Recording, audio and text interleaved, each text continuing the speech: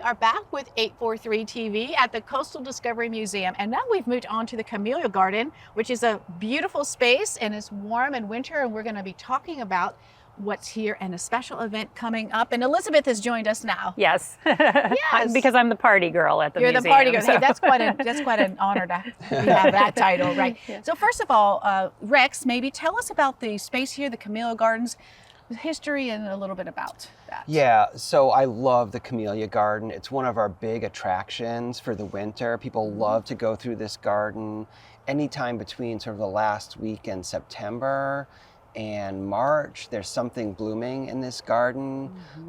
There's like 140 different varieties of camellias. Some are scented, they're all different colors, different shapes of the flowers. And this garden, I think one of the things that's most interesting to me is it was a labor of love for one of my board members and his wife. So Fred and Donna Mansky, they decided we should have a camellia garden 15 or 16 years ago, and they came and planted all of these. They selected and planted all of these camellias. When I came here 10 years ago, they were all short, and now they're all grown up. And they really created something at the museum that's a lasting gift to our community, that you can come and walk through this beautiful garden. Yes, and if you have not, you must come. It's gorgeous. Behind you, we've got these beautiful red and white, and I know that last time we were here, we had some details on the different types and species, so definitely something to come out and do. But a great setting and a great lead into the event that you were going to host. To talk about that. So the first time I went through the Camellia Garden, which is about 9 years ago, I think, I said, you should really have a party here called Cocktails and Camellias. And fast forward, and now we have a party called Cocktails and Camellias. So we did it for the first time last year. We were trying to do it before COVID, then COVID happened, and so, but we finally did it. It was a beautiful party. People had a lot of fun. And so you come, it's on January 31st from 5 to 8, heavy appetizers and really good cocktails. So I and some people I know who are cocktail people work on a curated list of cocktails for the event.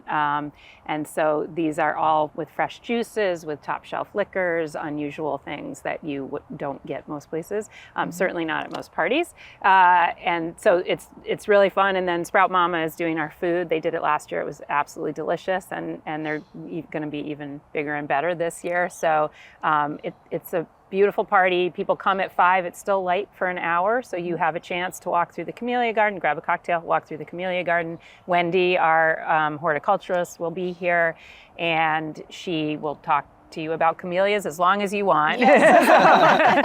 And then come back in. It gets dark around 6 at that time of year. Come back into the pavilion. We'll have music. We have an auction.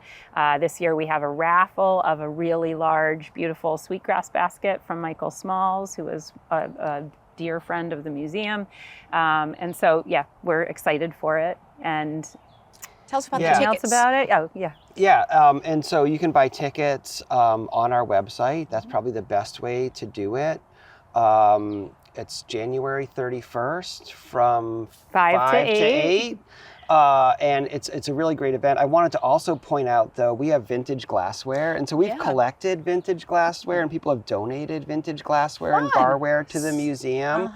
And it does 2 things. One, it's sustainable. It keeps using these things. It's not so it's good for the environment, but it's also a really cool setting to have this garden, the beautiful antique glasses, and these great cocktails. Yes, and those are absolutely gorgeous. Looking at their 2 different designs. Well, they're all different. And so if you have one like odd glass, you're like, oh, I'll give that to the museum, and it'll be great for like. And they do have some vintage. It'll be great for like. Just bring it by and you can consider using it. Yes, and actually we were going to send out an email about this certainly to members, but anyone could do this. So if you have a one-off or 2, and that, in your home that becomes kind of silly, you can bring them here. For real. So coupes, rocks glasses, Nick and Nora's, martinis, any of those. Well, you 2 are making it very fun, that's for sure. And so we encourage everybody to check it out, buy a ticket. If you can't come, still